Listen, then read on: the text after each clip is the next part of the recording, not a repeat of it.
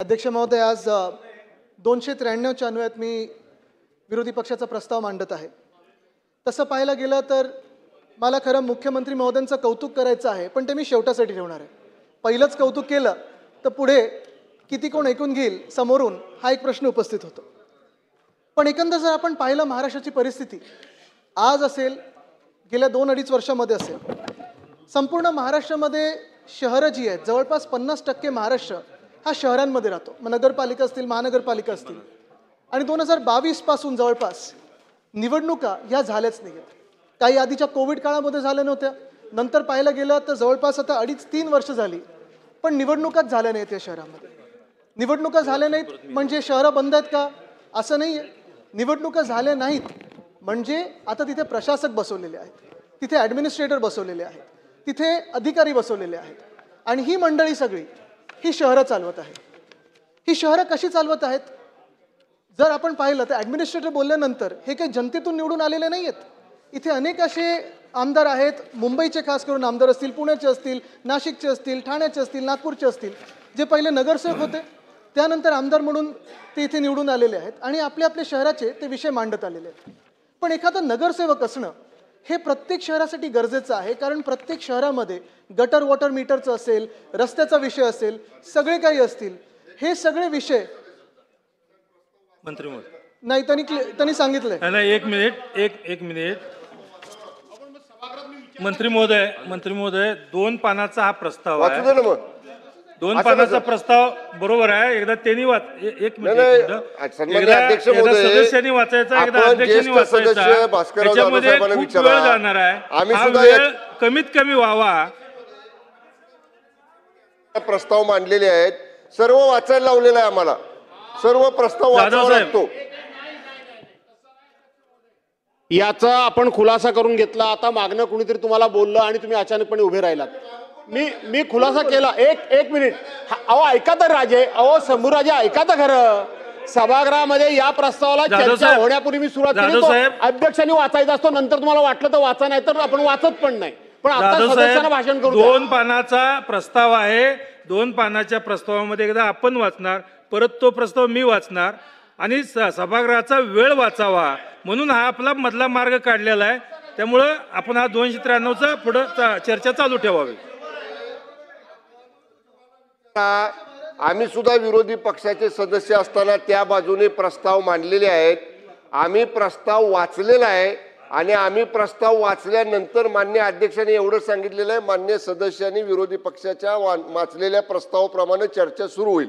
तुम्ही जुनं रेकॉर्ड काढा, जुनं प्रोसिडिंग काढा, शेवटी आपल्या चर्चा चालू करू, आपण सन्मान्य चर्चा चालू करू। अमीनभाई पटेल अध्यक्ष, आता सभागृहाचा वेळ वाचवण्याकरता आपण सन्माननीय सदस्यांना विनंती आहे, चर्चा चालू करू। सन्माननीय सदस्य अमीनभाई पटेल, झालं अमीनभाई, आपण बोलणार आहे का? अजित साहेब बोलणार आहे का? आपण बोला, माझं भाषण आहे ना, बोला। नाही, गडबड अशी होते त्यांची, कारण प्रशासकांवर बोलतोय। क्रम कसा आहे? तर अध्यक्ष महाराज, मी जे सांगत होतो,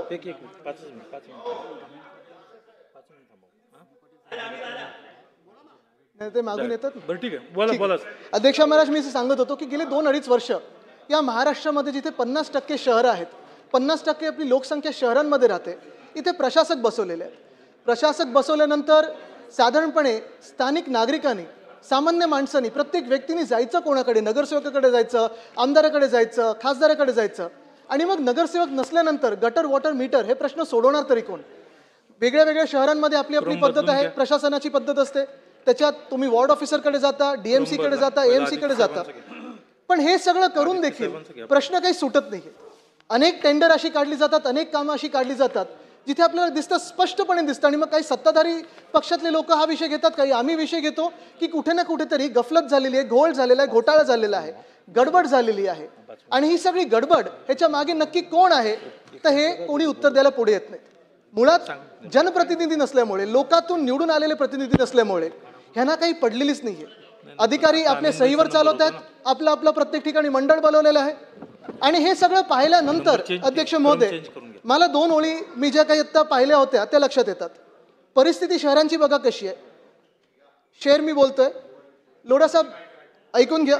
लगाकर आग शहर को बादशाह ने ये कहा, लगाकर आग शहर को बादशाह ने ये कहा, उठा है दिल में तमाशे का शौक बहुत, उठा है दिल में आज तमाशे का शौक बहुत, झुका के सर म्हणजे हे सगळे अधिकारी, झुका के सर सभी शाहपरस्त बोल उठे, हुजूर का शौक सलामत रहे, शहर और भी बहुत है. ही परिस्थिती अशी झाली अध्यक्ष महोदय. तुम्ही मग मुंबई घ्या, ठाणे घ्या, पुणे घ्या, नाशिक घ्या, नागपूर घ्या, कोल्हापूर घ्या, वसई विरार घ्या, सोलापूर घ्या, प्रत्येक शहरामध्ये आज प्रशासक बसवलेले आहेत.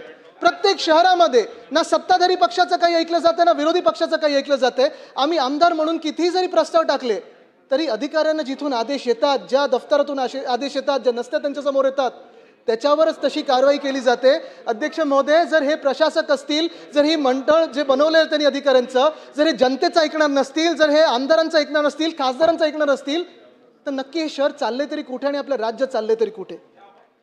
हा विचार करण्याचा आपल्याला गरज आहे. आज अनेक गोष्टी ज्या आम्ही उचलत आलेलो आणि हे मी नेहमी सतत सांगतो की दोन्ही बाजूचे आमदार आम्ही जनतेतून निवडून आलेलो आहेत. अनेक लोकांनी इथे आणि इथे हे नगरसेवक म्हणून काम केलेलं आहे आणि नगरसेवक म्हणून काम करत असताना आम्ही प्रत्येक गल्लीत स्वच्छता आहे का, कुठे डेंगीचे डास सापडतात का, कुठे मलेरियाचे डास हे वाढतंय का, जाळं वाढतंय का, कुठे काही कचऱ्याचे ढिगारे वाढतात का, इथे BST पोचते का, इथे ही बस पोचते का, हे सगळे प्रयत्न आम्ही बघत असतो. पण हे सगळं नसताना किती वेळा आम्ही तरी आमदार म्हणून जायचं आणि बैठका घ्यायच्या. आमची काही हरकत नाही, हे आमचं काम आहे, आमचं कर्तव्य आहे, ते आम्ही करत राहणार.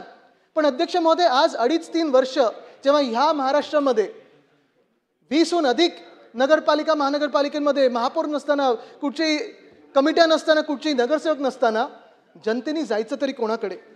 आणि मग प्रश्न हाच येतो ना, जनता जिथे जाऊ शकत नाही, ज्या वॉर्ड ऑफिसमध्ये जाऊ शकत नाही, स्थानिक लोक जिथे न्याय मागू शकत नाहीत, नगरसेवकांकडे जाऊ शकत नाही, कारण नगरसेवकच नाही, महापौर नाही, उपमहापौर नाही, कुठच्याही कमिटीचे सभापती नाही, नेमकं ह्या जनतेने जायचं कुठे. आज काय होतंय अध्यक्ष महोदय, जर तुम्ही आज आमचे सगळ्यांचे मोबाईल फोन पाहाल, कदाचित पेगाससच्या मार्फत पाहती असाल तुम्ही, प्रत्येक मोबाईल फोनवर बघा, जिथे जिथे आम्ही जनता दरबार घ्यायला जातो, लोकांमध्ये जातो, सोसायटीमध्ये जातो, चाळ सोसायटीमध्ये जातो, स्लम सोसायटीमध्ये जातो, अध्यक्ष महोदय, अक्षरशः परिस्थिती एवढी बिकट आहे की कचऱ्याचं साम्राज्य हे सगळीकडे वाढत चाललेलं आहे. आणि कदाचित तुम्ही पण माझ्याशी सहमत असाल, पण कचऱ्याचा ढिगारा प्रत्येक गल्लीत दिसत आहे. आधी जे नगरसेवक असतील, आमदार असतील, सगळे आम्ही लोक जनप्रतिनिधी म्हणून गल्लीत फिरत असताना आम्ही हक्कानी सांगू शकत होतो, फोन लावून सांगू शकत होतो, आणि नगरसेवक आपल्या आपल्या वॉर्ड ऑफिसरला सांगायचे, फेऱ्या घ्यायचे, सकाळी प्रभात फेरी करायचे की आज या गल्लीत कचरा आहे, त्या गल्लीत कचरा आहे, कचरा का नाही उचललेला आहे. पण अध्यक्ष महोदय, आपण पाहतोय आत्ता पावसाळ्याच्या आधी जेव्हा प्री मॉन्सून वर्क्स आपण बोलतो, प्री मॉन्सून वर्क्स आम्ही सांगून देखील मुंबई महानगरपालिका असेल, पुणे असेल, ठाणे असेल, अनेक ठिकाणी हे प्री मॉन्सूनच्या बैठका घेतल्याच गेल्या नव्हत्या अधिकाऱ्यांकडून. मुंबईमध्ये जवळपास एखादा रस्ता तुम्हाला बनवायचा असेल तर 16 एजन्सीजशी तुम्हाला सोबत सांगड घालायला लागते. 42 साधारणपणे रस्त्याच्या खालती युटिलिटीज असतात, पण या 16 एजन्सीज कदाचित आता 17-18 झाले असतील. ह्याची सांगड घालणार तरी कोण. त्यावेळी महापौर घालायचे, तेव्हा त्या वेगळ्या वेगळ्या महानगरपालिकेतले विरोधी पक्ष नेते असायचे, ते प्रश्न विचारायचे. पण आज दुर्दैव असं आहे की कचऱ्याचे ढिगारे हे उचलले जात नाहीयेत.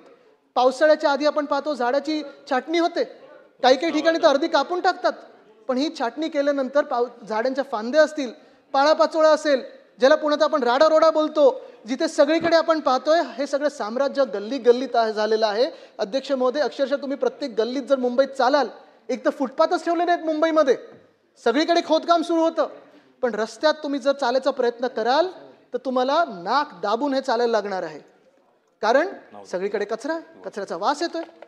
अध्यक्ष महोदय, ही सगळी परिस्थिती अशी होण्याच्या आधी मुंबईसारख्या शहरामध्ये मी अभिमानाने सांगू शकत होतो 2017 पर्यंत 10,000 मेट्रिक टन प्रतिदिन हा कचरा उचलला जायचा. 17 ते 22 प्रत्येक दिवशी मुंबई महानगरपालिकेने काम करून, मग त्याच्यात अधिकारी पण आहेत आणि जनतेतून निवडून आले सगळ्याच बाजूचे प्रतिनिधी आहेत, आमचे महापौर सगळेच, या लोकांनी काम करून विलगीकरण करून ओला कचरा, सुका कचरा, मग तुमच्या सोसायटीमधलं असेल, बल्क जनरेटर्स असतील 100 kg पर्यंतचे, हे सगळं विलगीकरण करून आपण हा 10,000 मेट्रिक टनवरनं साधारणपणे 6,000 मेट्रिक टनवर कचरा आणला होता. हे यश होतं मुंबईचं, हे यश होतं मुंबईकरांचं. पण दुर्दैवाने आता प्रयत्न असं झालं, प्रॉब्लेम असं झालेला आहे की आज जिथे जिथे आम्ही आमदार म्हणून जातो, आम्ही वेगळ्या वेगळ्या कामांची भूमिपूजन करतो, उद्घाटन करण्याचा प्रयत्न करतो, ती उद्घाटन देखील करतो, पण तिथेच बाजूला साधारणपणे आपण पाहतो की कचऱ्याचा ढिगारा हा तिथे वाढत चाललेला आहे. जेव्हा आम्ही विचारतो मुंबई महानगरपालिकेला किंवा ठाणे असेल, पुणे असेल, की आयुक्त महोदय आज कचरा का नाही उचलला गेला, डीएमसी महोदय आज कचरा का नाही उचलला गेला, वॉर्ड ऑफिसर महोदय कचरा का नाही उचलला गेला, आम्हाला उत्तर तर नाही, गाड्या तेवढ्याशा नाही आहेत आमच्याकडे, कचऱ्याच्या गाड्यांच्या तेवढ्या फेऱ्या होत नाही आहेत. अध्यक्ष महोदय, आपल्या पण मतदारसंघात असाच प्रॉब्लेम असेल, आपण पण पाहत असाल जिथे जिथे फिरत असता. आपण शहरातली लोक, शहरातले आमदार म्हणून, अर्थात आपण ग्रामीण भागातले जेव्हा चर्चेला आणतो विषय तेव्हा शेतकरी असतात, सगळे विषय आपण घेतोच, पण शहराचे विषय घेत असताना शहरीकरण जेव्हा वाढत चाललंय, नागरीकरण जेव्हा वाढत चाललेलं आहे, तेव्हा कचऱ्याचं विलगीकरण. आज देखील मी पेपरमध्ये बातमी पाहिली की ठाणा महानगरपालिकेला 10 कोटीचा दंड लावलेला आहे. तो एवढ्यासाठीच लावलेला आहे की ते प्रोसेस जी असते लेगेसी वेस्ट ट्रीटमेंटची, कचऱ्याच्या डम्पिंग ग्राउंडची ट्रीटमेंटची, तिथे कचरा नेण्याची, विलगीकरण त्याच्या आधी करण्याची, ही झालेली नाही आहे. अध्यक्ष महोदय, खरं तर प्रयत्न हा असायला पाहिजे होता मुंबई महानगरपालिकेचा. अध्यक्ष महोदय, खरं तर प्रकार असा झाला पाहिजे होता, पूर्ण प्रक्रिया अशी झाली पाहिजे होती की प्रत्येक सोसायटीकडून, प्रत्येक बल्क जनरेटरकडून जेव्हा आपण कचरा उचलतो त्या वॉर्डमध्येच मटेरियल रिकव्हरी फॅसिलिटी MRF ही स्थापना आत्तापर्यंत झाली पाहिजे होती. तिथे त्या MRF मध्ये तुम्ही विलगीकरण करायला पाहिजे होतं. मग प्लॅस्टिक असेल, डिस्पोजेबल प्लॅस्टिक असेल, सिंगल यूज डिस्पोजेबल प्लॅस्टिक असेल, ओला कचरा, सुका कचरा, त्याची कॅलोरिफिक व्हॅल्यू किती आहे, ह्याच्यातून आपण एनर्जी जनरेट करू शकतो का. D वॉर्डमध्ये, म्हणजे जिथे मलबार राहिला आहे, जिथे मुख्यमंत्र्यांचं निवासस्थान आहे, जिथे अनेक मंत्र्यांचं निवासस्थान आहे, मी पर्यावरण मंत्री असताना आम्ही तिथे, लोढासाहेब आपला देखील मतदारसंघ तोच आहे, तिथे आम्ही इलेक्ट्रिक व्हेकलसाठी चार्जिंग पॉईंट निर्माण केले होते. ते आपल्या जिथे आपण जिथे राहत आणि अनेक मंत्री जिथे राहतात तिकडचा 2000 kg कचरा घेऊन तिथे आम्ही ते सगळी फॅसिलिटी करायचो. पण दुर्दैव असं आहे, आज शहरामध्ये आपण पाहतो प्रत्येक ठिकाणी कचऱ्याचा ढिगारा, फांद्या अशाच टाकलेल्या आहेत, कुठे इन्फ्रास्ट्रक्चरचं काम चालू आहे त्याच्या गोण्या अशाच टाकल्या असतात, सिमेंट जातं, मेट्रोचं काम आहे ते स्लरी जाऊन कुठेतरी तुमचं कचऱ्याचा ढिगारा बनून जातं, कुठेतरी पूर्ण ड्रेनचा फ्लो बंद करून टाकतं. आज ह्याला उत्तर देण्यासाठी मुंबई महानगरपालिका असेल, पुणे असेल, ठाणे असेल, नाशिक असेल, नागपूर असेल, ह्या सगळ्या शहरांमध्ये आहे तरी कोण. अध्यक्ष महोदय, कदाचित माझ्याशी हे सगळे इकडचे स्थानिक जनप्रतिनिधी सहमत होतील की मी जे विषय घेत आहे कुठेही राजकारण आणत नाही मी, पण आज आपल्या महाराष्ट्रामध्ये नगरपालिका आणि महानगरपालिका, खास करून महानगरपालिका ज्या मोठ्या आहेत तिथे आपल्याला नगरसेवकांची गरज आहे, तिथे निवडणुकांची गरज आहे, भले कुठच्याही पक्षातले असो, पण लोकातून निवडून आलेल्या लोकांची गरज आहे. ती गरज एवढ्यासाठीच आहे कारण लोकांनी जायचं कुठे, प्रत्येक वेळी काही आपण जसं आज आपलं अधिवेशन आहे आपल्याला भेटू शकत नाही, पण प्रत्येक वेळी जे गटर वॉटर मीटरचे प्रश्न असतात किंवा स्थानिक लेवलचे प्रश्न असतात ते जे नगरसेवक लेवलला पातळीला ते सोडवू शकतात किंवा त्यांचा तो अधिकार असतो. मग बाथरूम बांधण्याचा असेल, बेंच देण्याचा असेल, स्ट्रीट फर्निचर देण्याचा असेल, हा अधिकार नगरसेवकांचा आणि स्थानिक स्वराज्य संस्थांचा आपण खेचून घेत आहोत. हे दुर्दैव आहे. आज हे सगळं चाललंय कुठून, तर नगर विकास खात्यातून चाललंय, कदाचित मुख्यमंत्री कार्यालयातून चाललं असेल, पण स्थानिक स्वराज्य संस्था ह्याचा अर्थ काय. स्थानिक स्वराज्य संस्था म्हणजे urban local self governance body, ही तिकडे जे राहतात त्यांनी निवडून दिलेले नगरसेवक असतात, महापौर असतात. आज त्या महापौरांना ताकद देणं गरजेचं आहे, आज त्या स्थानिक स्वराज्यांना ताकद देणं गरजेचं आहे. पण त्या स्थानिक स्वराज्य संस्थांना दुर्दैव असे स्वराज्य त्यांचं काढून घेतलेलं आहे आणि जणू काही आयुक्तांचं आणि ह्या अधिकाऱ्यांचं स्वराज्य सुरू आहे. हे दुर्दैव आहे आपल्या राज्याचं. आज जसं कचऱ्याचा प्रश्न आहे अध्यक्ष महोदय, दुसरा बिकट प्रश्न आहे, खास करून मुंबईचा प्रश्न मी मांडीन इथे, तो म्हणजे BST बसचा आहे. BST बसचा प्रश्न आहे. मी आज अलीकडेच वाचत होतो, ग्रॅच्युटी दिली जात नाहीये, पेन्शनला कुठेतरी अडचण येते, पगार आहेत ते वेळेवर दिले जात नाहीयेत.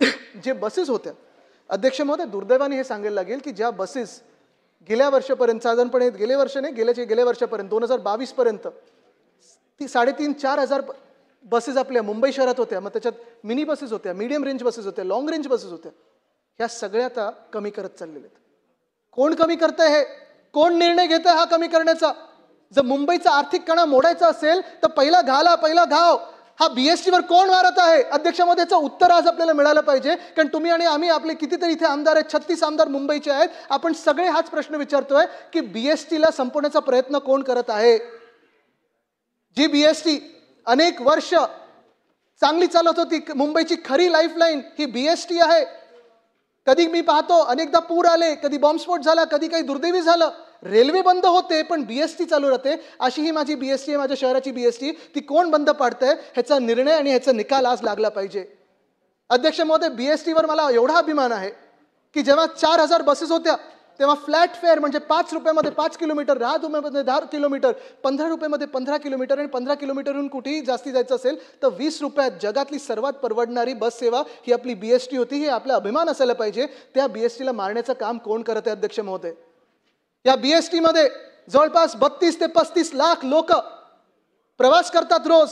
या BST मधूनच दिवसाला जो कामाला जातो माणूस किंवा बाई, दोन्ही महिला पुरुष हे जातात तिथे. हात दाखवा, बस थांबवा. या गणवेशामधले, गणवेश घोटाळा झाला तो वेगळा, पण गणवेश घातलेले लहान लहान मुलं जी शाळेत जाणारी आहेत, हात दाखवा, बस थांबवा. हे बस थांबवणारी मुलं आज जाणार कशी शाळेमध्ये? अध्यक्ष महोदय, जी व्यक्ती आज ऑफिसला जाते, महिला असेल पुरुष असेल, ज्याचा विश्वास BSTवर होता की मिनी बस असेल, मीडियम बस असेल, डबल डेकर इलेक्ट्रिक बस असेल, अध्यक्ष महोदय, आम्ही आमच्या काळामध्ये निर्णय घेतला होता की मुंबईसाठी जी गरज, आणि मी विनंती करीन मुख्यमंत्री महोदयांना की आपण देखील असाच निर्णय अभ्यासपूर्वक घ्या, पण मुंबईसाठी गरज आहे ती 10,000 इलेक्ट्रिक बसची, 900 डबल डेकर इलेक्ट्रिक बसची. याच्यात मीडियम रेंज, मिनी रेंज सगळं आलं. आणि पुन्हा एकदा जी दरवाढ केलेली अध्यक्ष महोदय, हे एवढं दुर्दैवी आहे की मुंबईतली BST बस सेवा ही जगातली सर्वात परवडणारी बस सेवा होती. ती दरवाढ ह्या मागच्या महिन्यात केली आणि ती दरवाढ करत असताना भाडं डबल केलेलं आहे. परिणाम काय झाला? त्यांना वाटलं होतं पैसे जास्ती येतील.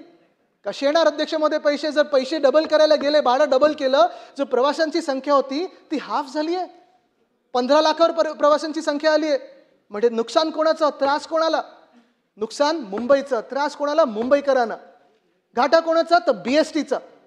मग नक्की हे काय चाललंय? कोणाचं साठलोट आहे? मुंबईला तुम्ही आर्थिकदृष्ट्या संपवण्याचा प्रयत्न करतात. अनेक गोष्टी ज्या बाहेर नेल्यात मुंबईच्या, त्याच्यात सगळ्यात मोठा घाव, जखमीवर मीठ चोळण्याचं काम हे BSTला संपून करण्याचं होत आहे. अध्यक्ष महोदय, आज मी मागणी करीन पुन्हा एकदा की BSTला, जसं आपण पाहतो मुंबई महानगरपालिकेकडून MMRDला 5,500 कोटी दिले, मुंबई महानगरपालिकेकडून समृद्धी महामार्गामध्ये पैसे दिलेत, मुंबई महानगरपालिकेकडून सिडको असेल, अमुक वेगळ्या वेगळ्या ह्या सगळ्या संस्थांना जर पैसे दिले जातात तर मुंबई महानगरपालिकेची स्वतःची हक्काची मुंबईची जी बस सेवा आहे, जी मुंबईकरांना परवडणारी बस सेवा आहे, जी जगातली सर्वात परवडणारी बस सेवा आहे, त्याला पुनर्जीवित करण्यासाठी आपण 5,000 कोटी नाही देऊ शकत? अध्यक्ष महोदय, जर आपण 5,000 कोटी दिले तर सगळ्या तिकडचे जे कामगार आहेत त्यांची ग्रॅच्युटी, जे रिटायर्ड झालेत, पेन्शन दिले जातील, पगार वेळेवर दिले जातील. युनियन बरोबर जो करार झालेला 3,337 बस मेंटेन करण्याचा, तो देखील पाळला जात नाही. तो तर पाळलाच जाईल, पण 10,000 इलेक्ट्रिक बस जर जागतिक शहर आपल्याला बनवायचं असेल त्याच्यासाठी आपल्याला ह्या 10,000 इलेक्ट्रिक बस घेणं गरजेचं आहे. आणि मी मागणी करीन मुख्यमंत्री महोदयांकडे की मुख्यमंत्री महोदय, आपल्या माध्यमातून कृपा करून BSTला पुनर्जीवित करा. आज प्रयत्न काय होतात, पण BSTचे बस स्टॉप आहेत, तिथे बस स्टॉप आहे की होर्डिंग लागले कळत नाहीये, LEDचं चकचक चकचक चक चालू असतं. ते बस स्टॉपच राहिले पाहिजे. ठीक आहे, ॲडव्हर्टाईज रेव्हेन्यू तुम्हाला पाहिजे तो घ्या, पण तिथे असे स्क्रीन लावू नका ज्याच्यावर पिक्चर बघू शकाल. आज प्रयत्न हा देखील चालू आहे की अनेक जे बस डेपोज आहेत ते विकण्याचा प्रयत्न चालू आहे. का? तर पैसे कमवण्यासाठी. पण दुर्दैव हेच आहे की ज्या माध्यमातून तुम्ही पैसे कमवू शकता आणि बस सेवा देऊ शकता.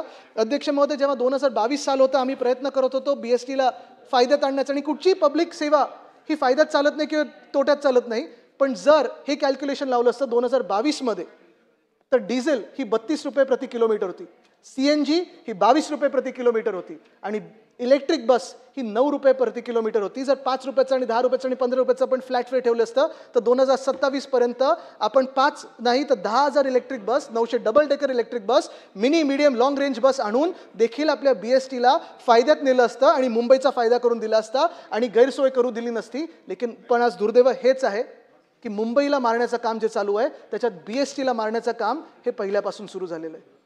खरोखर दुर्दैव आहे.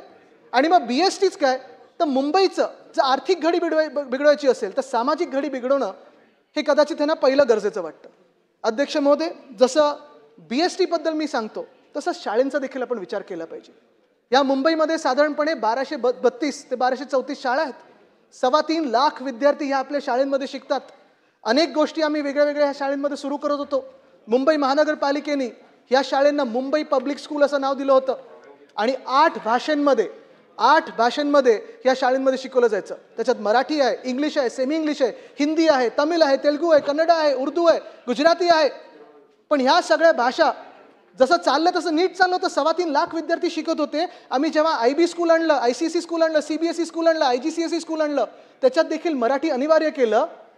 अध्यक्ष महोदय, तेव्हा जी गलटी लागायची आधी ती बंद होऊन पहिल्यांदा 2021-22 साली मी पाहायला लागलो की तिथे गलटी लागायच्या ऐवजी लोकांची भरतीसाठी लोकांची लाईन लागायला लागली. माझं जे स्वप्न होतं, उद्धव साहेबांचं स्वप्न होतं तत्कालीन मुख्यमंत्री महोदयांचं, त्यांनी जर टेक्नॉलॉजी ही नवीन भाषा आणली, मग टॅब्स देणं असेल, व्हर्च्युअल क्लासरूम असेल, पण उद्धव साहेबांना आनंद झाला आणि आम्हाला सगळ्यांना आनंद झाला की जे आम्ही मुंबई महानगरपालिकेच्या शाळा आणि आपण सगळे नगरसेवक म्हणून मेहनत करत होतो, त्या मुंबई महानगरपालिकेच्या शाळांमध्ये 4,000 सीट्ससाठी, 4,000 ॲडमिशनसाठी 10,000 ॲप्लिकेशन आले.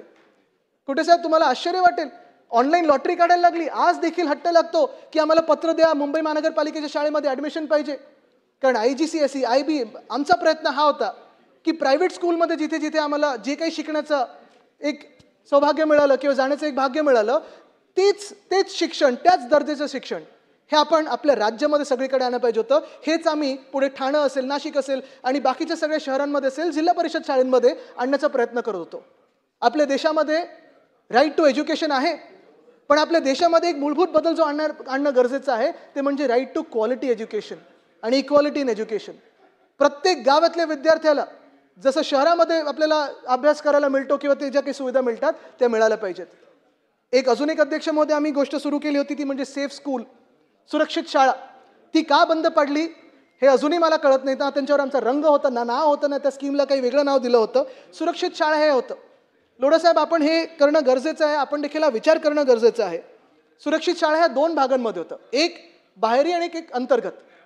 बाहेरचा जो काय भाग होता तर प्रत्येक विद्यार्थी, मग ती लहान मुलगी असो किंवा मुलगा असो, ज्या शहरांमध्ये लहान मुलं सुरक्षित आहेत, ज्या शहरांमध्ये लहान विद्यार्थी सुरक्षित आहेत, ते शहर जागतिक पातळीवर सगळ्यात सुरक्षित मानलं जातं, सगळ्यात चांगलं मानलं जातं. अध्यक्ष महोदय, ह्या सेफ स्कूलच्या प्रोग्राममध्ये आम्ही अनेक संस्थांबरोबर काम केलं. WRI असेल वगैरे, लोकल काही आर्किटेक्चरचे कॉलेजेस होते त्यांच्याबरोबर काम केलं आणि पूर्ण शहराचं मॅपिंग केलं. तसंच मी तत्कालीन नगरविकास मंत्र्यांच्या मागे लागलो होतो की तुम्ही पूर्ण महाराष्ट्रभर ही कॉम्पिटिशन घ्या आणि सगळ्या शहरांमध्ये शाळेचं मॅपिंग झालं पाहिजे. प्रत्येक शाळेचं जर मॅपिंग केलं आणि 50 मीटरचा रेडियस आजूबाजूचा आपण सुरक्षित करण्याचं ठरवलं, तिकडचा फुटपाथ चांगला असायला पाहिजे, सिग्नलिंग जे बाहेर असतात लाल पिवळा हिरवा सिग्नल ते नीट असायला पाहिजे, झिब्रा क्रॉसिंग नीट असायला पाहिजे. प्रत्येक विद्यार्थ्याला, मग ते भले ती मुलगी किंवा मुलगा सायकलवरून येऊ, चालत येऊ, बसमधून येऊ, गाडीतून येऊ, ऑटो रिक्षामधून येऊ, जर ती शाळा आणि 50 मीटर आजूबाजूचे सुरक्षित असले शाळेत येण्यासाठी आणि घरी जाण्यासाठी, तर ते शहर चांगलं आहे. आणि योगायोगाने जर तुम्ही पूर्ण शहराचं मॅपिंग केलं तर प्रत्येक वॉर्डमध्ये अनेक शाळा असतात आणि ह्या शाळा जर सुरक्षित झाल्या, बाहेरचा परिसर चांगला झाला, तर जवळपास आपलं 70% शहर हे चांगलं होऊन जातं. अंतर्गत काय होतं हे सेफ स्कूलचा प्रकार, तर आत गेल्यानंतर तुम्हाला 3-4 गोष्टींचा चेकअप प्रत्येक वर्षी होणं गरजेचं होतं. पहिलं म्हणजे ऑप्थॅल्मॉलॉजी. अध्यक्षमध्ये मला स्वतःला जेव्हा चष्मा लागला होता, जवळपास 1.5-2 महिने मलाच माहिती नव्हतं की मला चष्मा लागला. भुरकट दिसत होतं, थोडंसं हे दिसत होतं आणि मी समोर जाऊन लादीवर बसायचो. टीचर सांगायची जमिनीवर बस, तिथे बसून मी लिहायचो. नंतर मी आईला जेव्हा सांगितलं, नंबर काढायला गेलो, तेव्हा कळलं चष्मा लागला. असे अनेक विद्यार्थी आहेत ज्यांना चष्मा लागतो, 6-7 महिने कळत नाही. आणि ह्या विद्यार्थ्यांचं ऑप्थॅल्मॉलॉजी प्रत्येक विद्यार्थ्यांचं जर टेस्टिंग केलं तर मला वाटतं खूप फायदेशीर होईल. दुसरं म्हणजे oral checkup, oral hygiene, dental checkup. दात किडल्यानंतर साधारणपणे आपण पाहतो, दात किडले, दात दुखायला लागला किंवा दात किडला तर आपण जे काही पौष्टिक आहे ते खात नाही. मग आईस्क्रीम खायला जातो, एखादं काहीतरी भलतं असेल तर गोष्ट खायला जातो, पण जे पौष्टिक आहार आहे तो आपल्या पोटात जात नाही. आणि म्हणूनच साधारणपणे अनेक शाळांमध्ये आपण पाहतो स्टंटेड ग्रोथ आहे. 9वी-10वीतली मुलं जी आहेत ती आपल्याला 5वी-6वीतली वाटायला लागतात. त्यांचं जो कुपोषण होतं ते शहरी भागांमध्ये होतं, जसं ग्रामीण भागांमध्ये पण होतं. आणि ह्याला जर आपण ओरल हायजीन, डेंटल चेकअप करायला लागलो तर मला वाटतं खूप एक महत्त्वाचा फरक पडेल. मेंटल काउन्सिलिंग हे गरजेचं आहे. ते ज्या भागांमधून येतात किंवा आपण सगळेच प्रत्येक वयात आपला स्ट्रेस हा वेगळा असतो. कधी कोणाला होमवर्कचा स्ट्रेस असतो, कधी घरी कोणावर आई वडिलांचं काही कधी भांडण असतं, कधी वेगळ्या वयात वेगळे स्ट्रेस असतात. पण मेंटल काउन्सिलिंग आणि career counselling, type 1 diabetes management, देश आपला जगाच्या स्तरावर हा डायबिटीज कॅपिटल होत चाललेलं आहे. टाईप 2 डायबिटीज हे अनेक जे आपण मोठे वय झालं असतं ते आपल्याला माहिती असतं काय असतं, पण लहान वयामध्ये जेव्हा शुगर पडायला लागते किंवा शुगर वरती खालती व्हायला लागते, टाईप 1 डायबिटीज मॅनेजमेंट आपल्या शाळेमध्ये येणं गरजेचं आहे. आणि हा प्रोग्राम जो आम्ही सुरू केला होता, सेफ स्कूल, सुरक्षित शाळा, मला कळतच नाही मागच्या 2.5 वर्षांमध्ये जे आधीचं सरकार होतं, सरकार पाडल्यानंतर आमचं, ते का बंद केलं. बरं, एवढंच बंद नाही केलं तर सामाजिक घडी बिघडवण्यासाठी आता जो एक GR काढला होता 3ऱ्या भाषेचा, आता आहे ना 5वीपासून 3री भाषा आहे. पहिलीपासून काय शिकण्याची गरज आहे. का आपण गोंधळ घालतो. म्हणजे सगळं काही जे नीट चाललंय, ज्या शाळेंमध्ये वेगळ्या भाषांमध्ये शिकवलं जातं ते आपण का गडबड करतोय, तिथे का गोंधळ घालतोय, कशाला ही घडी बिघडवतोय. शाळेनं तरी राजकारणातून बाहेर ठेवा, शाळेनं तरी या सामाजिक गडबडींमधून बाहेर ठेवा. आज दुर्दैवाने आपल्या शाळांमध्ये धर्माच्या आधारित असेल, समाजाच्या आधारित असेल, जातीच्या आधारित असेल, भाषेच्या आधारित असेल, एवढं जर भांडणं व्हायला लागली लहान मुलांमध्ये, आडनाव पाहून जर आपण जात ओळखायला लागलो आणि वेगळे वेगळे बसायला लागलो, तर आपला देश हा जाणार कसा पुढे? शिकणं गरजेचं आहे. काय शिकतो आपण गरजेचं आहे. प्रश्न विचारणं गरजेचं आहे. त्याला नीट उत्तर मिळणं गरजेचं आहे. रिसर्च डेव्हलपमेंट होणं गरजेचं आहे. पण दुर्दैव असं आहे की या शाळांमध्ये देखील आज गडबड सुरू झालेली आहे. शाळांमागे शाळा आपण वाढवत चाललेलो आहे. आपण पाहतोय मुंबईमध्ये देखील अनेक शाळा वाढवलेल्या आहेत गेल्या 1-2 वर्षामध्ये. पण टीचर ट्रेनिंग होते का? त्यांचं रिफ्रेशर कोर्स होतोय का? जो मागेल तो आमदार आपण ठीक आहे ते द्यायलाच पाहिजे. सीबीएसई शाळा त्याला एक डिमांड आहे. पण ते होत असताना ज्या मूलभूत गोष्टी होत्या त्या आपण देतोय का? आपण कॅन्टीन बाथरूमवर फोकस करतोय का? दर्जेदार शाळा देतोय का? हा विचार आपण करणं गरजेचं आहे. अध्यक्ष महोदय, शहरांबद्दल बोलताना दुसरा मोठा विषय येतो तो म्हणजे दवाखान्यांचा विषय येतो, हॉस्पिटल्सचा विषय येतो. आणि तरी देखील मी पाहतोय अनेक शहरांमध्ये आज देखील परिस्थिती आहे. मध्यंतरीच्या काळात मला वाटतं 2023 साली होतं, लहान मुलांचे मृत्यू होत होते, लहान बालकांचे मृत्यू हॉस्पिटलमध्ये होत होते. मग मी मुंबईतल्या मेडिकल कॉलेजला गेलो, मी छत्रपती संभाजीनगरच्या मेडिकल कॉलेजला गेलो. माझ्यासोबत विधान परिषदेचे विरोधी पक्षनेते अंबादास दानवे साहेब होते. आम्ही नागपूरला गेलो. अध्यक्ष महोदय, दुर्दैव एवढंच आहे की ह्या सगळ्या डीन्सना आपण अनेकदा त्यांच्यावर प्रश्न उपस्थित करतो. तिकडचे जे मेडिकल इंटर्न्स असतील, तिकडचे जे रेसिडेंट डॉक्टर्स असतील, नर्सेस असतील, त्यांच्यावर आपण प्रश्न उपस्थित करतो, आरोप करतो की बालकांचा मृत्यू होतोय, अमुक होतोय, तमुक होतोय, ह्याला जबाबदार कोण? इथे येऊन कटकड्यात आपण बसवतो डीनना, जेव्हा इथे चिठ्ठ्या द्यायला लागतात मंत्री महोदयांना. पण अध्यक्ष महोदय, कधी त्यांना एका बैठकीत बोलून विचारलंय का की एक बैठक आपण संयुक्त बोलूया जिथे स्थानिक पातळीवर ज्या काही प्लॅनिंग एजन्सीज असतील, मग कोणाची भिंत बांधली नाही, कोणाचा कचरा उचलला गेला असतो, कुठेतरी डुकरं आत येतात, कुठेतरी चोरी होते औषधांची, कुठेतरी औषधं पुरवलीच जात नाहीयेत. अजूनही जर तुम्ही पाहाल, नायर हॉस्पिटलमध्ये आग लागली, ती ओसी मिळाली नव्हती फायरची, तरी देखील तिथे ते इंटर्न्सना राहायला दिलं होतं, रेसिडेंट डॉक्टर्सना राहायला दिलं होतं. हा कसा कारभार चाललाय अध्यक्ष महोदय? आज देखील मुंबई महानगरपालिकेत जे रेसिडेंट डॉक्टर्स आहेत, पेपरवर तर स्टायपंड वाढवलेला आहे, तोंडी स्टायपंड वाढवलेला आहे, पण अजून तो स्टायपंड दिला जात नाहीये. तो का दिला जात नाही अध्यक्ष महोदय? जेव्हा उठसूट आपण सगळीकडे पैसे देतोय, कुठे शक्तीपीठ हायवेला देतोय, कुठे काय देतोय, मग ह्या ज्या सुविधा आहेत, जे मूलभूत सुविधा आहेत, जे दिवस रात्र आपल्यासाठी मेहनत करतात, त्यांच्यासाठी आपण का नाही थोडे पैसे बाजूला काढून त्यांच्या पगारात वाढ करू शकतो किंवा स्टायपंडमध्ये वाढ करू शकतो? अध्यक्ष महोदय, हा प्रयत्न आज आपण ह्याच्यावर प्रश्न विचारले पाहिजेत. मुंबईमध्ये गेल्या 2 वर्ष अशी बिकट परिस्थिती होती. हिंदुराव सम्राट बाळासाहेब ठाकरे यांचा दवाखाना आपण पाहिला. कोणी त्या दवाखान्यात गेलं, डॉक्टर्स असतात, नर्सेस असतात, पण औषधं द्यायला नाही आहेत. का? तर औषधाचा पुरवठा झाला नाहीये. CPD department, central purchase department जे मुंबई महानगरपालिकेचं आहे, त्याचं बेसिक काम हे आहे की औषधं खरेदी करण्याचं. ते सीपीडी माहिती आहे कशात व्यस्त होतं? तर स्ट्रीट फर्निचरच्या घोटाळ्यात व्यस्त होतं, कुंड्या विकत घेण्यात व्यस्त होतं, बेंचेस घेण्यात व्यस्त होतं. आणि हेच डिपार्टमेंट सीपीडी ह्यानं सगळ्यांना सांगते, तुम्ही IV फ्लुइड हे CSR वर घ्या, एक्सरे फिल्म CSR वर घ्या, तुम्ही औषधं CSR वर घ्या. हे काय चाललं अध्यक्ष महोदय? आपण जायचं तर कुठे जायचं? आणि म्हणून हा प्रश्न महत्त्वाचा आहे की नगरसेवक आज आपल्या शहरांमध्ये असणं गरजेचं आहे. प्रत्येक शहर तसंच महत्त्वाचं आहे. आणि प्रत्येक शहरामध्ये हे नगरसेवक जर असले तर हे प्रश्न तिकडच्या तिकडे सोडवले जातील. हे प्रश्न जनतेतून जे येतात ते जनतेच्या समोरच सोडवले जातील. आपल्याला वेगळं काही ह्याच्यावर बोलण्याची गरज लागणार नाही. पण आज पर्यावरण देखील तसंच प्रत्येक शहरातलं मारलं जात आहे. मरत नाहीये, मारलं जात आहे. अध्यक्ष महोदय, मला वाटतं अधिवेशनात खंडोबा टेकडीचा विषय घेतलेला आहे. वनमंत्री महोदयांनी उत्तर चांगलं दिलंय की फौजदारीचा गुन्हा दाखल होणार आहे. घाटकोपरमध्ये जी खंडोबा टेकडी आहे तिथे कुठच्या बिल्डरने हे अतिक्रमण केलेलं आहे? घाटकोपरमध्ये ही जी खंडोबा टेकडी आहे, असे किती अनेक बिल्डर्स असतील गेल्या 2-2.5 वर्षामध्ये जिथे प्रशासक बसलेले आहेत. खास करून आपण ह्याची यादी काढली पाहिजे की कुठच्या बिल्डरनी आपल्या मुंबईमध्ये ज्यांचे कनेक्शन असतील मोठे, किती झाडं कापलेली आहेत, त्याच्यात अधिकृत किती होते, अनधिकृत किती होते, आपल्या परिसरामध्ये देखील अशी किती झाडं कापलेली आहेत, कुठच्या टेकडीवर कापलेली आहेत, ह्याचं उत्तर मिळालं पाहिजे. आणि जसं वनमंत्री महोदयांनी गुन्हा दाखल केलेला आहे तसाच गुन्हा या सगळ्यांवर दाखल केला पाहिजे. लोखंडवाला लेकचा विषय, वेटलँड डिक्लेअर झालं पाहिजे, मॅनग्रोव्ह डिक्लेअर झालं पाहिजे, पण ते नाही करायचंय. कारण तिथे देखील बिल्डरचा डोळा आहे. बिल्डर हे सगळीकडे आहेत. पुण्यामध्ये एक महत्त्वाचा विषय जो येतो, सातत्याने येतो, गेले 2-2.5 वर्ष येतो, पुण्याचे आमदार देखील मांडत असतात, आम्ही देखील मांडत असतो. ते 2 विषय महत्त्वाचे म्हणजे एक वेताळ टेकडीचा विषय आहे आणि दुसरा म्हणजे रिव्हरफ्रंट डिस्ट्रक्शनचा विषय आहे. वेताळ टेकडीचा विषय एवढा भयानक आहे अध्यक्ष महोदय, तुम्ही माझ्यासोबत कधी चला किंवा वनमंत्री महोदयांना घेऊन जातो मी. टेकडी आहे, हिरवगार टेकडी आहे. दररोज तिथे कितीतरी शेकडो पुणेकर सकाळी असेल किंवा दुपारी असेल चालायला जातात, फेरी मारून येतात, एक्सरसाइज करतात, थोडं ट्रेकिंग करतात. हिरवगार परिसर आहे, छान परिसर आहे.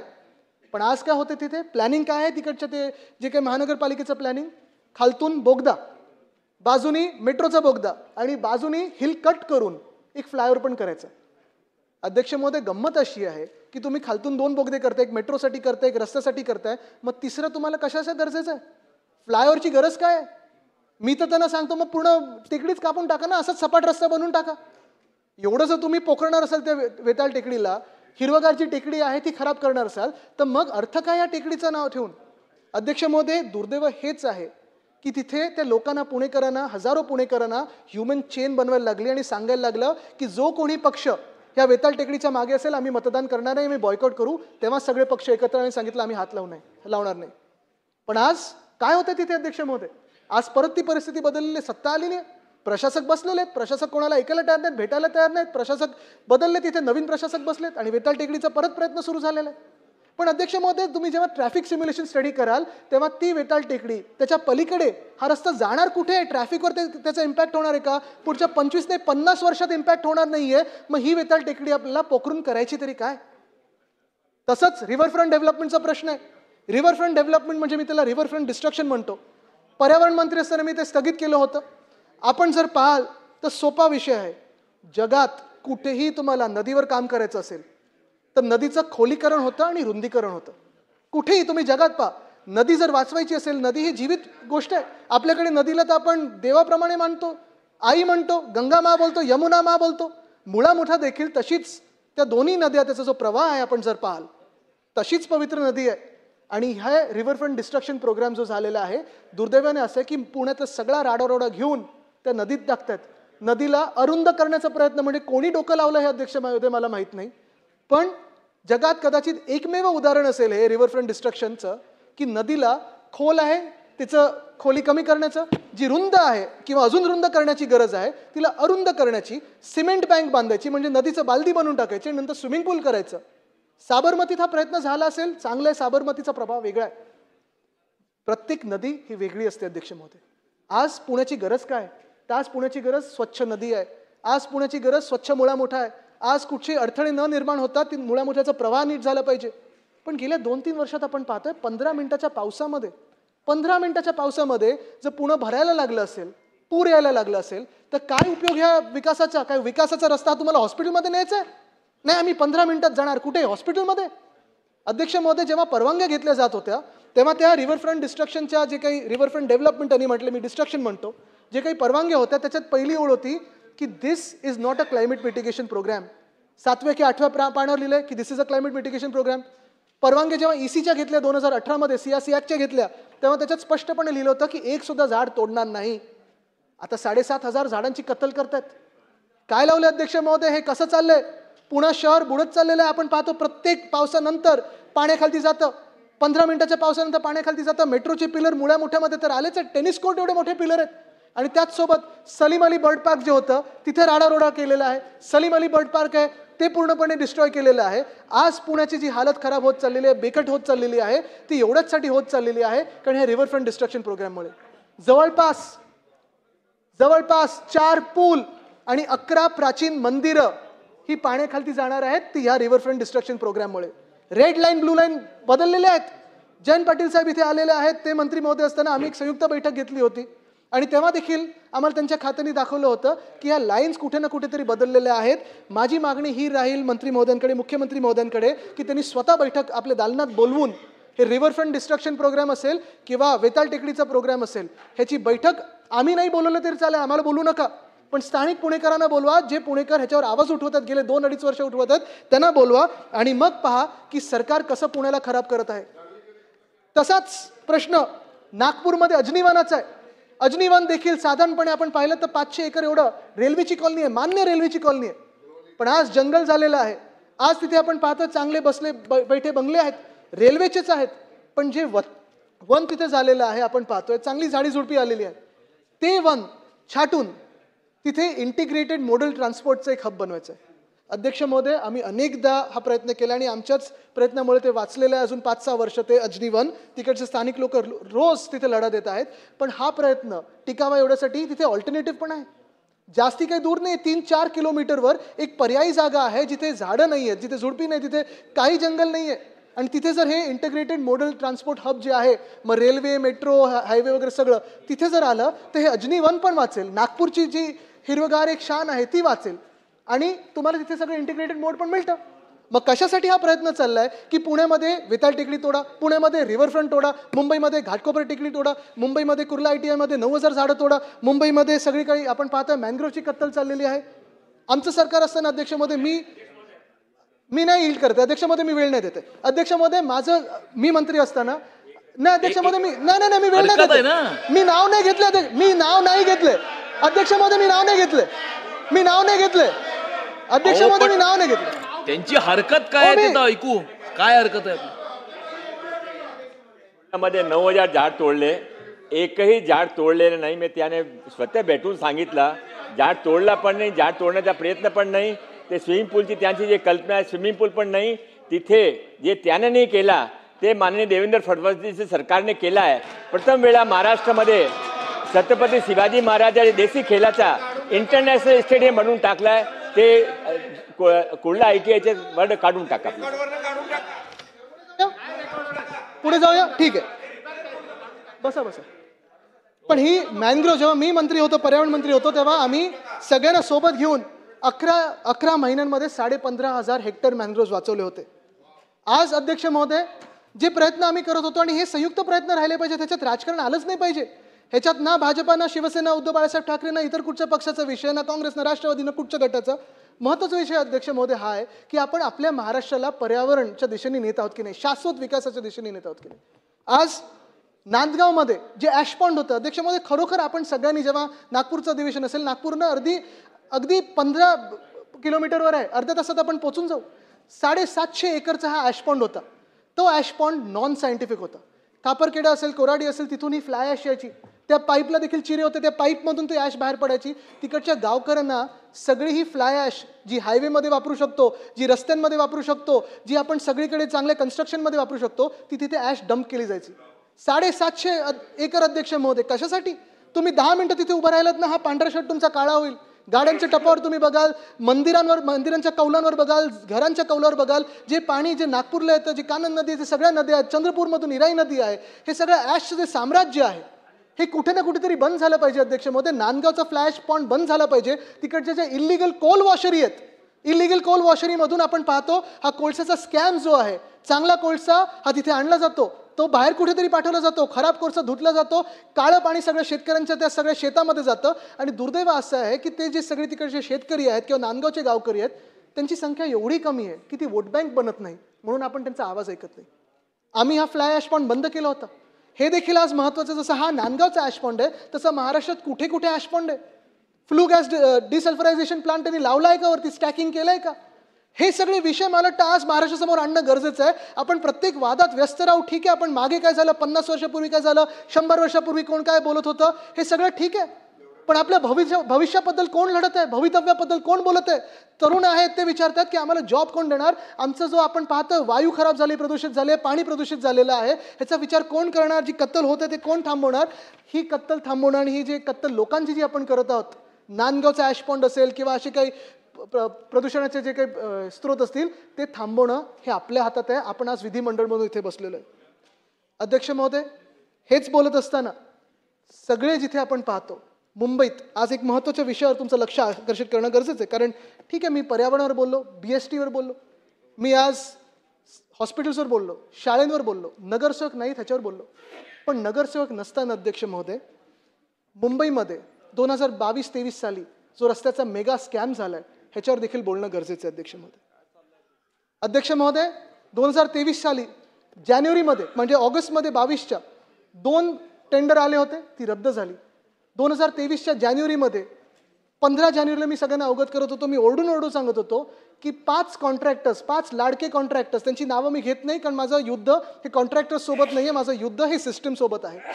मी इथे कोणाची नावं पण घेणार नाही कारण मला कोणाला टार्गेट करायचं नाही. पण अध्यक्ष महोदय 5 कॉन्ट्रॅक्टर्सना कधी नव्हे तसं मुंबईमध्ये 5 एरियाज बनवून दिले 5 पॅकेट्स. आणि हे 5 पॅकेट करत असताना जवळपास आपण पाहतोय हे टेंडर जे होतं ते 6080 कोटीचं होतं. अध्यक्ष महोदय, आपण असाल, अनेक इथे आमदार आहेत मुंबईतून आलेले ज्यांनी मुंबईत नगरसेवक म्हणून काम केलेलं आहे. कधीही याच्या आधी आपण सत्तेत होतात, सत्तेत नव्हतात, सगळ्या बाजूनी मुंबई महानगरपालिका स्टँडिंग कमिटी आपण पाहता सगळेच पक्ष तिथे असतात. कधीही अध्यक्ष महोदय आपण मुंबईमध्ये मायनर रोड्स असतील किंवा छोटे रस्ते असतात त्याचं कॉन्क्रिटीकरण केलं नव्हतं, कारण आपल्या रस्त्याखाली युटिलिटीज असतात, तिथे डक्टिंगसाठी जागा नसते. मध्यंतरी मागणी केली आम्ही आयुक्तांकडे, दोन्ही पक्षाच्या लोकांनी केली, ती त्यांनी आत्ता मान्य केले सद्यस्थितीला. ते तरी देखील पुढचं काय हे अजून चित्र तसंच भुरकट आहे. पण अध्यक्ष महोदय एकतर मायनर रोडचं कॉन्क्रिटीकरण घेतलं. दुसरं म्हणजे आपल्या इतिहासामध्ये मुंबई महानगरपालिकेच्या इतिहासामध्ये ॲडव्हान्स मोबिलायझेशन फंड 10% कधीही दिला नव्हता. हा ॲडव्हान्स मोबिलायझेशन फंड जेव्हा तुम्हाला ग्रीनफील्ड रस्ते असतात, हायवेज बनवायचे असतात, तेव्हा दिला जातो. मुंबईसारख्या शहरामध्ये कधी दिला नव्हता. हा ॲडव्हान्स मोबिलायझेशन फंड 10% दिला. त्यानंतर आपण पाहतो हे जे कार्टेल होतं, हे 5 कॉन्ट्रॅक्टर्सचं कार्टेल कसं केलं त्यांनी अध्यक्ष महोदय. कॉन्ट्रॅक्टर ए 4.5% अबवला त्यांना मिळाले. बाकीच्यांनी काय भरलं होतं 10.80 आणि दुसऱ्यांनी 13.40. कॉन्ट्रॅक्टर बी, मी मुद्दामून नावं घेत नाही कारण माझं युद्ध हे कॉन्ट्रॅक्टर सोबत नाही. कॉन्ट्रॅक्टर बीनी पहिलं पाकिट जे होतं ते 8.10ला भरलं होतं, दुसरं पाकिट 6.75ला भरलं होतं. कॉन्ट्रॅक्टर सी ह्यांनी पहिलं पाकिट जे हरायला त्याला सांगितलं होतं, जे 9.22ला भरलं होतं, त्याच कॉन्ट्रॅक्टरनी पाकिट 5 हे 7.49%ला भरलं होतं. कॉन्ट्रॅक्टर डी दुसरं पाकिट जे त्याला जिंकायचं होतं त्यांनी 6.30ला भरलं होतं, तिसऱ्या पॅकेटमध्ये 9.99ला भरलं होतं, पाचव्या पॅकेटमध्ये 11.77ला भरलं होतं. आणि कॉन्ट्रॅक्टर ई पाकिट 2 हे 11.30ला भरलं होतं, पाकिट 3 हे 7.20ला भरलं होतं, पाकिट 4 हे 13.71ला भरलं होतं आणि पाकिट 5 हे 14.40ला भरलं होतं. मुळात जर हे आपण पाहिलं तर हे प्रत्येक कॉन्ट्रॅक्टरला त्यांनी सांगितलं होतं की तुम्ही एक पाकिट कमी ह्याच्यात भरायचं, बाकीची 3 पाकिटं जास्ती भरायची, म्हणजे तुम्ही त्याच्यात हराल पण तुम्हाला एक पाकिट मिळालं. ठीक आहे, हे सगळं झालं. जेव्हा मी ऑब्जेक्शन घेतलं होतं मला आयुक्त तेव्हा उत्तर कशावर द्यायचे तर ट्विटरवर द्यायचे उत्तर. विश्वजितजी जरा थांबा, सिरियस विषय. उत्तर आम्हाला ट्विटरवर यायचं आणि ट्विटरवर आल्यानंतर आम्हाला सांगितलं गेलं होतं की नाही आता 6080 कोटी नाही, हे जे एस्केलेशन आहे म्हणजे हे प्रत्येक पाकिटमध्ये एस्केलेशन पण केलं होतं. एक तुमची स्टँडर्ड रिवाइज्ड रेट असतो, तो रिवाइज्ड रेट त्यांनी 20%नी वाढवलेला. म्हणजे तुम्ही विचार करा, पहिलंच 20%नी जास्ती, त्याच्यात अधिकचे हे पैसे. स्टँडर्ड रिवाइज रेट वाढवल्यानंतर लोएस्ट बिडरला त्यांनी 4.5, 6 साधारणपणे 4 ते 7%च्या मध्ये जास्तीचे पैसे देत होते. आम्ही ऑब्जेक्शन घेतल्यानंतर सांगितलं महापालिकेने की नाही हे चुकीचं आहे, आता स्टँडर्ड रिवाइज रेटलाच आम्ही देऊ, हे बिडिंग प्रोसेसमध्ये आम्ही जाणार नाही, ह्या 5 कॉन्ट्रॅक्टर्सना 5 देऊ, ॲडव्हान्स जास्तीचे पैसे देणार नाही, एस्केलेशन देणार नाही. मग अध्यक्ष महोदय जर एस्केलेशन देणार नसाल, स्टँडर्ड रिवाइज रेटलाच देणार असाल, मग तुम्ही कसं सांगता हे बिडिंग झालं. म्हणजे तुम्ही ठरवलं की तुम्ही अमुकाला 3 रुपये, अमुकाला 5 रुपये, अमुकाला 2 रुपये, अमुकाला 6 रुपये. बिडिंगच जे तुम्ही मान्य करत नाहीयेत, बिडिंगच सांगताय तुम्ही की हे खोटं ठरलेलं बिडिंग आहे माझ्या आरोपावर, मी आरोप केल्यावर आणि सगळ्या विरोधी पक्षांनी आरोप केल्यानंतर, मग हे बिडिंग झालंच कसं. हे बिडिंगच होऊ शकत नाही. हे सेट टेंडर आहे, हे सेट कार्टेल आहे. 5 लोकांना त्यांनी ठरवलं की तुम्ही इथे कमी भरायचं, इथे जास्ती भरायचं आणि नंतर सांगितलं की नाही आता तुम्हाला एवढेच पैसे मिळतील. 1000 कोटीची तफावत होऊ कशी शकते. 5000 कोटीला नंतर ते टेंडर गेलंय. अध्यक्ष महोदय 6080 कोटीचं टेंडर जेव्हा 5000 कोटीला जातं आणि महापालिका सांगते की नाही आता जसे आलेले रेट्स ते देणार नाही, जे आम्ही ठरवतो ते रेट्स देणार, म्हणजे कॉम्पिटिशनच कुठे झाली. मुळात ही टेंडर प्रक्रियाच चुकीची झाली आहे, हीच फ्रॉड झालेली आहे अध्यक्ष महोदय. पण हे प्रश्न विचारायला अनेक नगरसेवक जे स्टँडिंग कमिटीमध्ये असायचे, जे इम्प्रूव्हमेंट कमिटीमध्ये असायचे, दोन्ही बाजूचे जे नगरसेवक असायचे अध्यक्ष महोदय, ते नसताना आज आयुक्तांना प्रश्न विचारते तरी कोण. आज ह्या AMCला प्रश्न विचारते तरी कोण. आज आपल्या मुंबईचे साधारणपणे जेव्हा 5000 कोटी असेच उडवले जातात, ॲडव्हान्स मोबिलायझेशनमध्ये असेल, ह्या जास्तीच्या पैशामध्ये असेल, आज प्रश्न विचारते तरी कोण. मग दक्षिण मुंबईचे जे कॉन्ट्रॅक्टर होते, जो आमचं दक्षिण मुंबईचं पॅकेट घेतलं होतं, जिथे माझा मतदारसंघ आहे, अध्यक्ष महोदयांचा मतदारसंघ आहे, त्या मतदारसंघातल्या कॉन्ट्रॅक्टरनी सांगितलं मला काम जमणार नाही. आणि साहजिक आहे, कारण हे सगळे मोठे कॉन्ट्रॅक्टर्स आहेत, त्यांना छोटी छोटी कामं रस्त्याची जमत नाहीत, मायनर रोडची जमत नाहीत. त्यांनी सांगितलं आम्हाला जमत नाही, आम्ही काम गिवअप करतो. अध्यक्ष महोदय रस्त्याची कामं अशीच खोळंबून पडलेली आहेत. प्रत्येक आता 3 पाऊस ओलांडून गेले, आम्हाला पावसाच्या आधी सांगतात नाही आम्ही सेफ स्टेजवर आणले, पण कॉन्ट्रॅक्टर आहे तरी कोण. दुसरे कॉन्ट्रॅक्टर एक आहेत ज्यांचा पूल मला वाटतं रायगडमध्ये पडला होता, त्या कॉन्ट्रॅक्टरला इथे पेनल्टी लावलेली आहे. पेनल्टी दिली की नाही दिली हे उत्तर अजून आम्हाला सरकारकडून येत नाही, शासनाकडून येत नाही. आणि आयुक्त महोदय सांगतात की नाही पेनल्टी कशातून आकारली जाणार, जो त्यांना पैसा दिला जाईल त्याच्यातून आपण पेनल्टी कापू. काय चाललंय अध्यक्ष महोदय. आज आपण पाहताय मुंबईमध्ये जे उत्तर मिळतं आम्हाला की 26% रस्ते पूर्ण झालेत. अध्यक्ष महोदय तुम्ही लिहून घ्या, आज मी चॅलेंज लावतो इथे की 26% काय 6%ही रस्ते पूर्ण झाले नाही आहेत. तुम्ही पूर्ण मुंबई उत्तर ते दक्षिण, पूर्व ते पश्चिम घ्या, दहिसर पासून सुरू करा, अगदी कोल्हापूरपर्यंत जा. सगळीकडे पहा तुम्ही, टोल नाका टू टोल नाका पहा, एकही रस्ता आपल्या कुठच्याही मतदारसंघामध्ये मुंबई महानगरपालिकेने ह्या टेंडरमधला पूर्ण केला नाही आणि पुढच्या टेंडरवर गेले 6,000 कोटीच्या. काय चाललंय अध्यक्ष महोदय? किती भ्रष्टाचार करायचा, किती पैसे खायचे? बरं हे जाते तरी कुठे, चालवते तरी कोण, ह्याला होकार किंवा नाकार देते तरी कोण, ह्याच्या चौकशी का नाही होत? आज मुद्दा हा उपस्थित होतो की 2 टेंडर दिली गेली, एक 2023 एक 2024, आणि ह्या दोन्ही टेंडरमध्ये जी कामं झालेली आहेत ती कामं अपुरी आहेत. अनेक ठिकाणी पेनल्टी लावलेली आहेत, कामं भयानक आहेत. माझ्या वरळी मतदारसंघामध्ये कोळीवाड्यामध्ये जर तुम्ही याल तर कोळीवाड्याचा जो सगळ्यात महत्त्वाचा रस्ता आहे, अक्षरशः गोणीचे त्याच्यावर इम्प्रिंट दिसत आहेत, पावलांचे फुटप्रिंट्स दिसत आहेत. एवढं भयानक प्रकारचं काम सगळीकडे दिसायला लागले अध्यक्ष महोदय. मध्यंतरीच्या काळात आपण सगळ्यांनी संयुक्त बैठक घेतली. एक आमदार तर मला खासगीत असं बोलले, ते सत्ताधारी पक्षातले, की त्यांनी हा दम दिला आयुक्तांना की हो, निवडणुकीच्या आधी आमच्याकडून तुम्ही भूमिपूजन करून घेतली, आता काम तरी चालू करा. झाले 6-8 महिने झाले निवडणुकीला. मला नाव नाही घ्यायचं त्या आमदारांचं, आहेत ते इथे. पण मुख्य गोष्ट हीच आहे की दुर्दैव हे आहे आपल्या राज्याचं की आज नगरसेवक नाही. ठीक आहे, अडचणीत नाही आणायचं मला, त्यांचं खास प्रेम आहे माझ्यावर, दुसरीकडे असले तरी ठीक आहे. पण कारण मी वचनपूर्ती केलं त्यांना विचारा. पण एक आहे अध्यक्ष महोदय, हे रस्ते जे आहेत, हे फुटपाथ जे आहेत, फुटपाथ वॉकेबिलिटी मुंबईमध्ये चालू कुठे शकतं? आज पुण्यात चालून दाखवा, मुंबईत चालून दाखवा, कुठच्याही शहरांमध्ये चालण्यासारखा फुटपाथ राहिला तरी का? रस्ता तुम्ही क्रॉस करू शकता का? अध्यक्ष महोदय, ही सगळी जबाबदारी ही आपली आहे. विधिमंडळामध्ये आपण आज ठरवायला पाहिजे की झालं ते बस झालं, कुठे ना कुठेतरी या भ्रष्टाचाराला आळा घातलाच पाहिजे. हे जे 2 रोड स्कॅम्स आहेत ह्याची चौकशी करून जे कोणी याच्यात दोषी असतील त्यांना जेलमध्ये फरफटत नेणं गरजेचं आहे. तर आम्ही समजू की या सरकार करप्शनवर सिरियस आहे. अध्यक्ष महोदय, ह्यानंतरच सगळ्यात मोठा विषय जो मला आपल्या लक्षात आणायचा आणि सगळ्यांना अवगत करायचा आहे तो म्हणजे धारावीचा. धारावी कदाचित आतापर्यंत जगात असलेला सर्वात मोठा लँड स्कॅम आहे. अध्यक्ष महोदय, गोष्ट सोपी आहे पण डोंगरा एवढी आहे. मूळ धारावी हे 300 एकर आहे. धारावीमध्ये स्लम सोसायटी आहे, ज्याला आपण झोपडपट्टी बोलतो, इन्फॉर्मल हाऊसेस आहेत.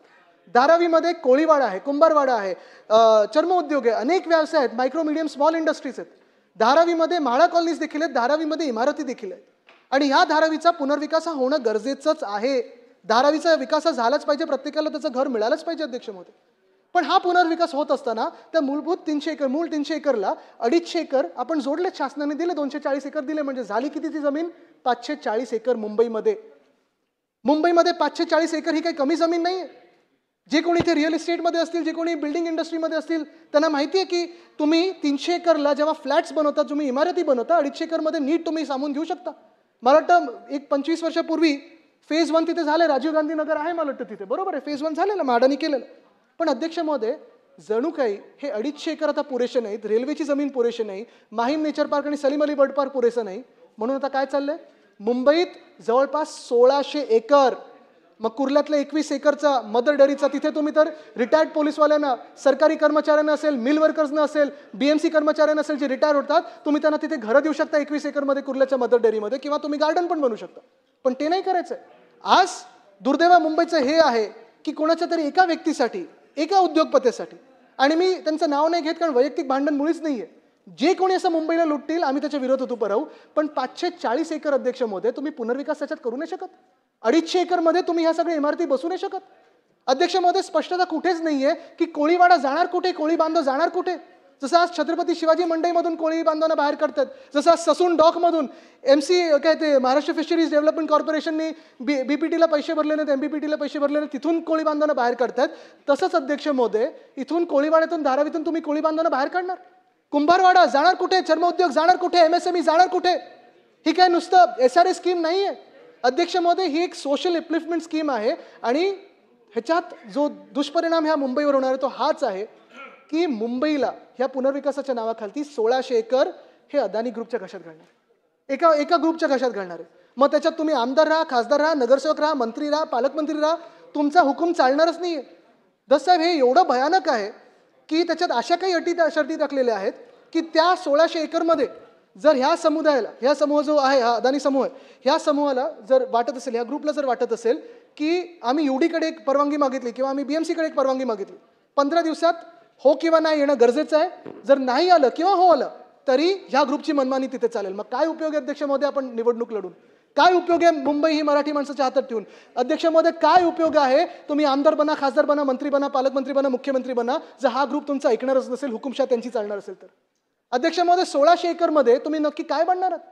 आज मुलुंडमध्ये भीती आहे, आज अक्सा बीचला भीती आहे, आज कांजूरमार्गला भीती आहे की इथे नेमकं काय येणार आहे? कारण सगळ्यांना माहिती आहे की धारावीमध्ये जे अटी शर्ती टाकलेल्या आहेत, हा घोटाळा असा आहे की 2000 सालापर्यंतच जे लोक तिथे राहायचे त्यांना तिकडचं तिकडे घर मिळणार, तेही 350 स्क्वेअर फूट मिळणार. 2000 ते 2011 सालापर्यंत त्यांना सगळ्यांना बाहेर ह्या अदानी ग्रुपच्या घरांमध्ये मिळणार. कुठे? तर देवनार डम्पिंग ग्राउंडमध्ये, म्हणजे जिथे कचऱ्याचा ढिगारा आहे तिथे तुम्हाला घर मिळणार. मुलुंडचे इथे आमदार असतील त्यांना देखील माहिती आहे की भीती तिथे किती निर्माण झाली आहे की कितीतरी लोक धारावीमधून, म्हणजे मुलुंडकरांना हे नको की धारावीकर आम्हाला नको आहेत, पण जी जनसंख्या तिथे वाढणार आहे, लोकवस्ती वाढणार आहे, 1 लेनचा रोड आहे, 2 लेनचा रोड आहे, 40 मजल्याची इमारत आली तर जाणार कुठे? ट्रॅफिक किती होणार? रस्त्यावर चालणार कसं? पाणी कसं? वीज कसं येणार? हा जो प्रश्न. आणि हे सगळं होत असताना अध्यक्ष महोदय, ठीक आहे विकास करायचा करा, पण स्थानिकांना प्रत्येकाला तिथे घर मिळालं पाहिजे.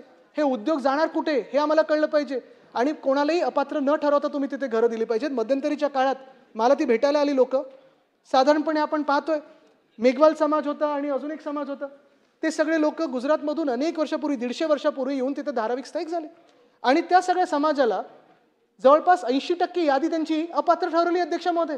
म्हणजे 150 वर्ष हे राहत आहेत, हा अदानी ग्रुप आत्ता आलाय आणि ह्यांना सांगतो तुम्ही अपात्र आहात. हे काय ना रोहिंग्या ठरवणार की बांगलादेशी ठरवणार तुम्ही? कसं चाललंय हे अध्यक्ष राज्य? कोण ठरवतं हे की अपात्र कोण आणि पात्र कोण? धारावीर हक्क कोणाचा आणि मुंबईवर हक्क कोणाचा? अध्यक्ष महोदय, ह्याच धारावीच्या पुनर्विकासासाठी तुम्ही विचार करा, जर तुम्ही आज किंवा इथे कोणी विकासक असतं आणि धारावी त्यांनी विकास करायला घेतलं असतं आणि तुम्ही सांगितलं असतं की नाही मला आता 250 एकर मिळालेले आहेत, अधिकचे म्हणजे 300 आणि 250 एकर 540 एकर मिळालेले आहेत, पण ह्याच्यात मला विकास करायचा नाही, मला ही पण जागा द्या, ती पण जागा द्या, ती पण जागा द्या, ती पण जागा द्या, फुकटात द्या सगळं, आणि इथे विकास करताना हे सगळे लोक अपात्र, ह्यांना मी कचऱ्याच्या ढिगाऱ्यावर पाठवणार. आणि हे सगळं करत असताना मुंबई महानगरपालिकेला 7,500 कोटीचा जो प्रीमियम आहे तो येणं बाकी आहे ते माफ, स्टेअरकेस प्रीमियम माफ, ओपन स्पेस प्रीमियम माफ, सगळं काही माफ. अध्यक्षामध्ये मला बोलू द्या, हा महत्वाचा विषय आहे, मी 5 मिनिटं घेतो. 5 मिनिटं घेतो. अध्यक्ष महोदय, जेव्हा 7,500 कोटी माफ होतात, अध्यक्ष महोदय जेव्हा स्टेअरकेस प्रीमियम माफ होतो, ओपन स्पेस प्रीमियम माफ होतो, हे सगळं माफ होतं, हे सगळे पैसे येणार होते ते मुंबई महानगरपालिकेला येणार होते ना. मग मुंबई महानगरपालिका पुढचा पगार कसा देणार? मुंबई महानगरपालिका पुढचे रस्ते कसे बनवणार? मुंबई महानगरपालिकेचे एक तर स्रोत तुम्ही बंदच केलेत, ऑक्ट्रॉय असेल किंवा सगळं काही असेल, सगळं काही जीएसटीला दिल्लीला जातं, दिल्ली थोडंफार आपल्या पदरी काही पाडतं, त्याच्यातून काही पुढे आलं तर मुंबईला मिळतं, सगळे पैसे तुम्ही मुंबईचे वळवता दुसरीकडे. पण आज प्रश्न उपस्थित होतो की धारावीमध्ये अजून एक घोटाळा जो होतोय तो म्हणजे TDRचा घोटाळा होतोय. इथे मला माहिती आहे अनेक लोक विकासक आहेत, त्यांचे वैयक्तिक धंदे असतील, व्यवसाय असेल.